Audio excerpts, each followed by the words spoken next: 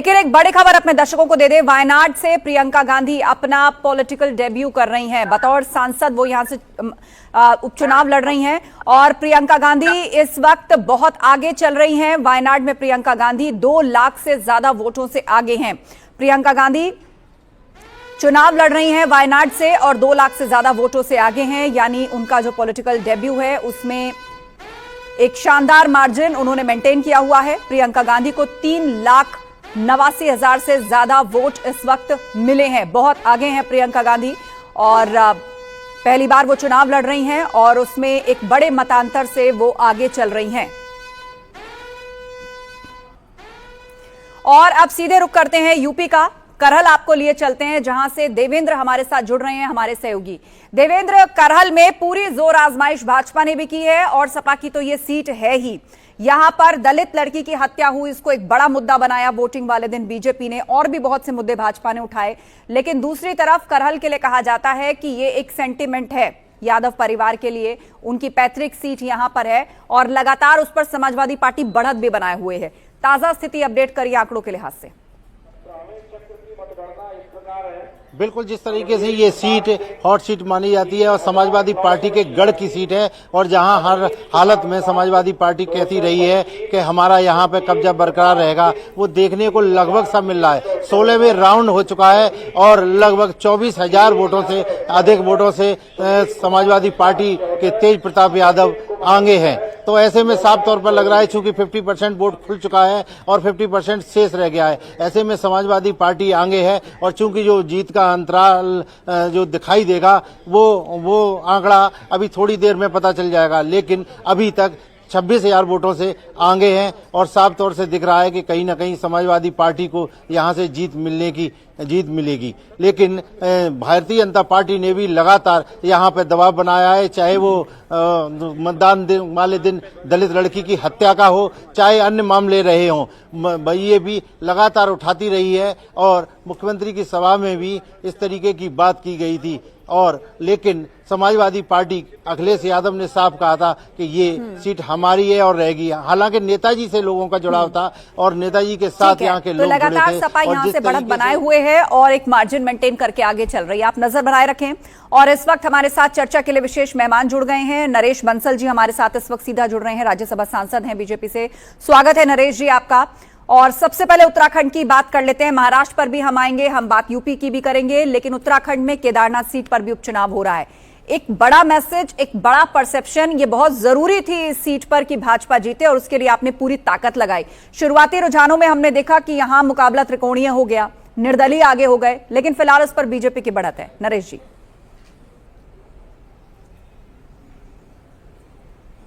निश्चित रूप से भारतीय जनता पार्टी इस सीट को जीतेगी।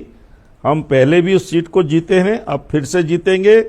उत्तराखंड के अंदर भारतीय जनता पार्टी के विचार के साथ वहां की देवतुल्य राष्ट्रवादी सनातन धर्मी जनता भारतीय जनता पार्टी के साथ है और भारतीय जनता पार्टी बड़े मार्जिन से इस सीट को जीतेगी। जी, पहले अयोध्या, फिर बद्रीनाथ, उसके बाद केदारनाथ सीट जीतना आपके लिए एक बहुत बड़ा चैलेंज भी था। यहां से कई मुद्दे कांग्रेस ने खड़े किए, मसलन मंदिर में का जो स्वर्ण है उसको लेकर घोटालेबाजी का आरोप लगाया और बहुत से मुद्दे यहां पर उठाए गए।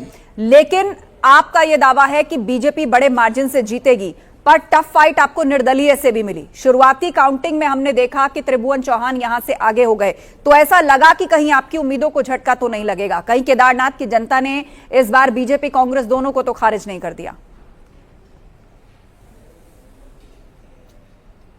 नहीं, निश्चित रूप से भारतीय जनता पार्टी किसी भी चुनाव को बड़ी गंभीरता से लड़ती है और हम हर चुनाव को टाइट मान करके, टफ मान करके अपनी रणनीति बनाते हैं और फील्ड में काम करते हैं, जिसके परिणाम अधिकांश हमारे पक्ष में आते हैं। और केदारनाथ की सीट पर भी हमने पूरी ताकत लगाई है, इसमें कोई दो राय नहीं है। और उस सीट को हम जीतने के लिए ही लड़ रहे थे, हर सीट को जीतने के लिए लड़ते हैं। तो हमारी जीत वहां पर निश्चित रूप से हमारे संगठन की, हमारे मैनेजमेंट की, हमारे मुख्यमंत्री जी की, सब कार्यकर्ताओं की और देवतुल्य जनता ने जो हमको आशीर्वाद दे रही है, उसकी जीत है। महाराष्ट्र की बात करें तो वहां भी चुनाव चल रहा है और वहां पर महायुति जो है वो आंकड़ों में बहुत आगे निकल गया है। बीजेपी अपने दम पर बहुमत का आंकड़ा छूते हुए नजर आ रही है फिलहाल रुझानों में। तो एक बड़ी जीत की तरफ जो महाराष्ट्र में आप लोग बढ़ रहे हैं, उसके लिए कहा जा रहा है कि महिलाओं का फैक्टर एक बार फिर से चला है। आप लोगों को क्या महिलाओं का साथ फिर मिला है? मध्य प्रदेश में महिला सेंट्रिक योजनाएं, उसके बाद महाराष्ट्र में भी यहां लाडली बहना तर्ज पर योजनाएं, झारखंड में भी आपने इस तरह की योजना लॉन्च की। हालांकि वहां अभी आप आंकड़ों में पीछे हैं, लेकिन फिलहाल बात महाराष्ट्र की करें।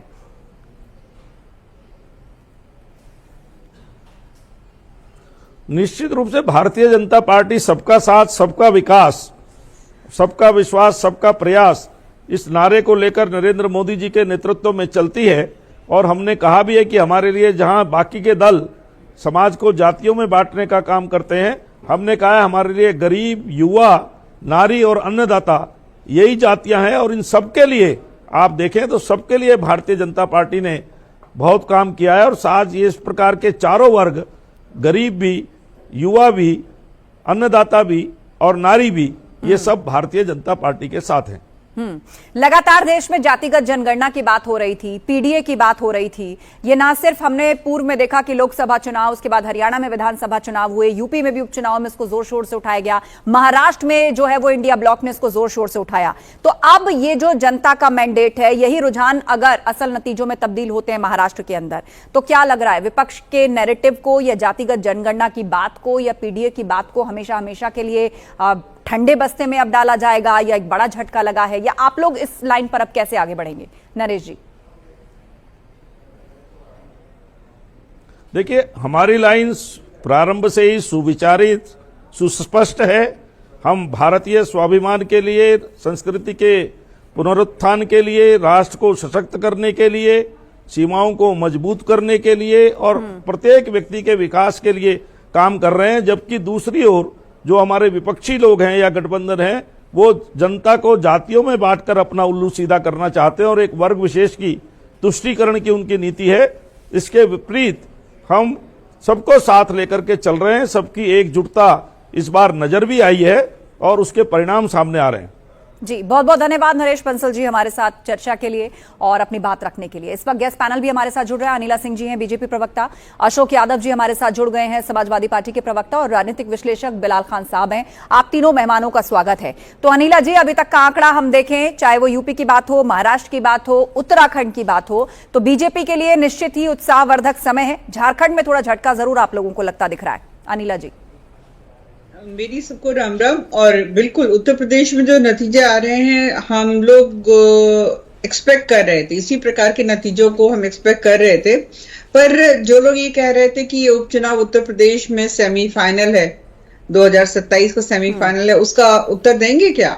उनको तो लग रहा था कि भारतीय जनता पार्टी जो है उपचुनाव में कहीं ना कहीं हार दर्ज करेगी। तो जो समाजवादी पार्टी के प्रवक्ता बंधु हैं, उसका उत्तर जरूर दें। महाराष्ट्र में जिस प्रकार की जीत हम लोगों को होते हुए दिखाई दे रही है, महाराष्ट्र की जनता का हम धन्यवाद करेंगे और उनकी जो एक समझ है उसकी मैं भूरी भूरी प्रशंसा करूंगी। उनको दिखाई दे गया था कि महागाड़ी जो है केवल और केवल थोता चना है जो बचता ज्यादा है। तो उसी प्रकार से उनकी बातें थी, कोई स्टेबिलिटी नहीं थी, कोई लीडरशिप नहीं थी। उन्होंने जो विश्वास जताया है, महायुक्ति के साथ विश्वास जताया है। और अगर मैं झारखंड की बात करती हूँ, डेफिनेटली वहां पर अभी हम लोग पिछड़ते हुए दिखाई दे रहे हैं, तो कोई ना कोई कमियां जरूर रही होंगी। तो उन कमियों को दूर कर आगे आने वाले चुनावों में मजबूती हासिल करते हुए हम जीत लेकर आएंगे। ठीक।